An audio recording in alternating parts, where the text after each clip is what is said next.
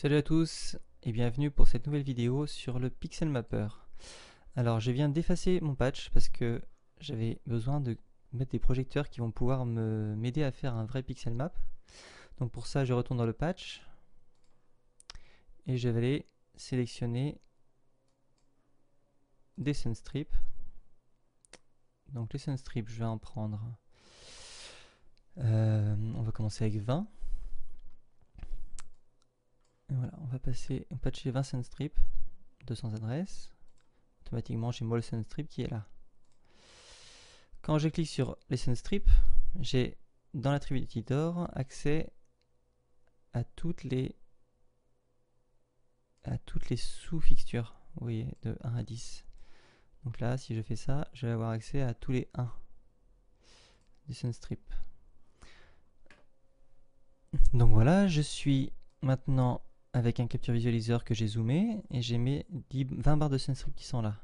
J'ai créé deux petits groupes et dessus, je vous remonte sur l'attribut d'editor. Si je sélectionne la lampe numéro 1, je peux l'allumer. Donc je peux sélectionner 3, 5, 7 et 9 et les allumer. Voilà. Maintenant, nous allons aller voir le Pixel Mapper.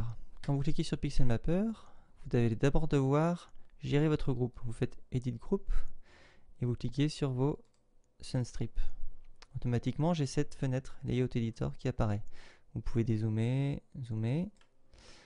Je vais vous montrer les options. Vous avez la possibilité d'arranger les projecteurs. Donc là, on va le faire faire en sorte que la grille se cale sur tous les projecteurs. C'est pour quand vous avez beaucoup de LED, vous pouvez très bien agrandir beaucoup en fait la vue que vous avez là. Faire un highlight sur les projecteurs. Voilà. On va faire Arrange Fixtures. Donc, vous travaillez sur les sous-fixtures. Donc pour l'instant, il me dit que je vais avoir 20 sur 10. Ce que je veux, moi, c'est avoir 10 de large sur 20 de haut. Et je vais arranger en ligne. Sinon, vous pouvez arranger en colonne. C'est dans le sens dans lequel les projecteurs vont se mettre. Donc là, on va commencer en ligne parce que mes projecteurs sont dans l'ordre en ligne. Et on va faire Crop Grid to Fixtures. Et on va faire OK. Je vais dézoomer. Et là, j'ai exactement ce que j'ai sur le plan de feu. Par contre, ils sont tous collés les uns aux autres. Je peux maintenant sélectionner des projecteurs et les décaler en Y ou en X. Donc là, je peux faire ça. Sélectionner les suivants. Je vous accélérerai ça au montage.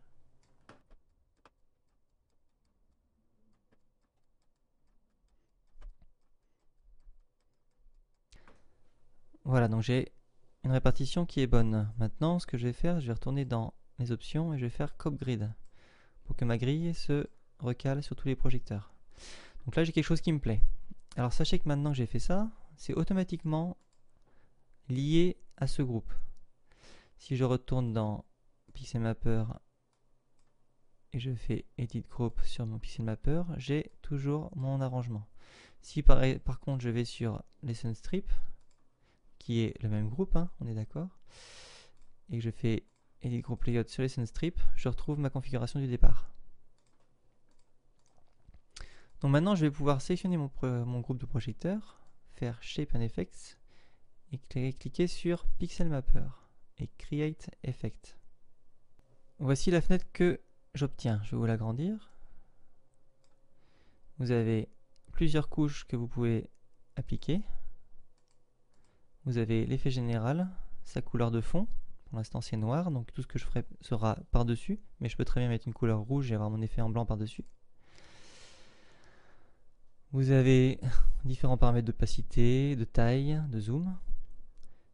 Et donc dans chaque layer, vous allez pouvoir ajouter une forme. Voilà.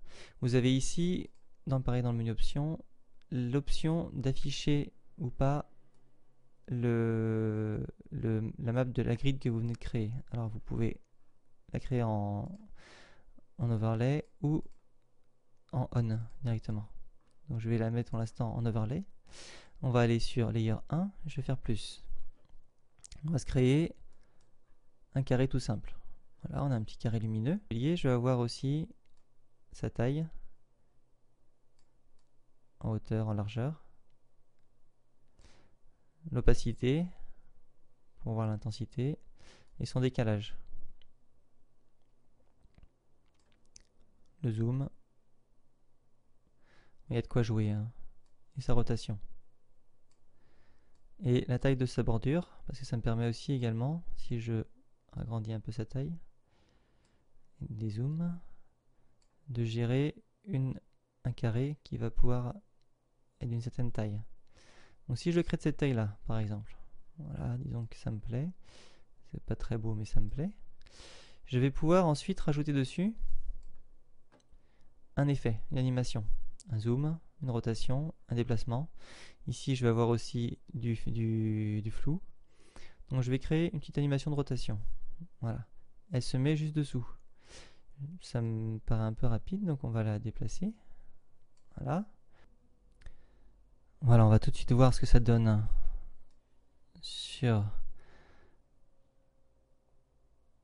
dans la réalité.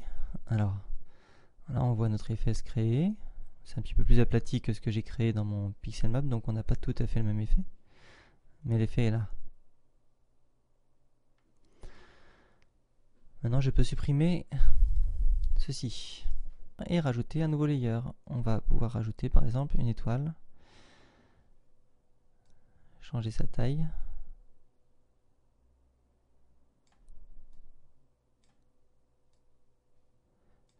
tout simplement zoomer dedans. Vous avez aussi la possibilité d'avoir plusieurs branches et d'enclencher une rotation. On va gérer la vitesse de la rotation. Donc maintenant que vous avez un effet qui fonctionne, vous pouvez l'enregistrer dans une QList et le déclencher. Voilà. Vous avez accès à l'intensité d'autres effets.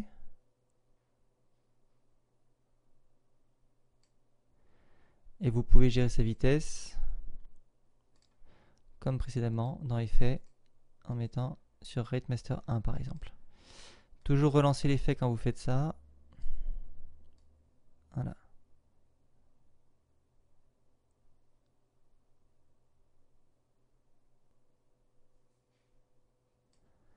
Voilà, je trouve que c'est le pixel mapper le plus pratique et le plus rapide à utiliser.